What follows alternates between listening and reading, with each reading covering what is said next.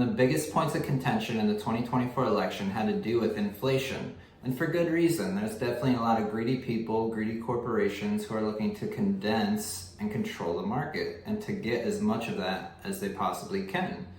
Now, what we as average Americans, regular everyday citizens, have to understand is we are buying into the control and condensing the market through our everyday purchases. The truth is, the economy is really no different than the board game Monopoly. There's a fixated amount of land, there's a fixated amount of assets, and everyday citizens work and compete to try and gain control and leverage over those assets. Now, as saturation occurs through population and a fixated amount of variables for there to compete for, the supply is going to decrease and the demand is going to increase. Now, after decades of Americans choosing convenience, that allows corporations to go and pursue more control over the monopoly board. Now, to be fair, most Americans, if they became a billionaire, would be behaving no differently than the billionaires we see today.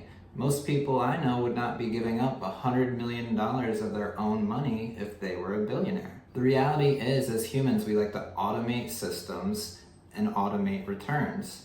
This is why for most homes, water is just delivered to our home because we didn't want to go out to the well every single day and get our necessary water. Now, the ultimate expression of this is automating a system that brings currency back to the dealer's hand.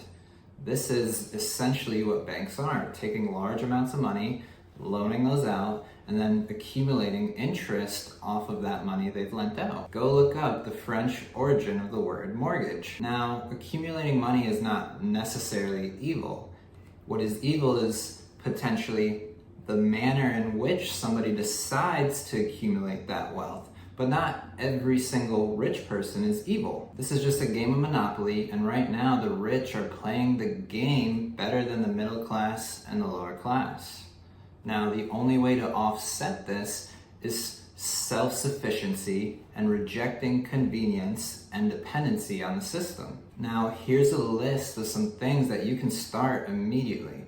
And you may not be able to do all of these, but you can definitely start some to reduce your dependency on the system. Now, support your neighbor, support your local community, and reject the corporate tyrants that are attempting to reduce you to slavery. The only way to offset their leverage is to do as much for yourself as you can. And when you can't and you decide to outsource, choose somebody that is local, that you know, and they operate in specialization and not generalization. Reject as many businesses that operate under generalization as possible because they're trying to steal as much of your money as they can, as most people in business would. Self-sufficiency is true freedom.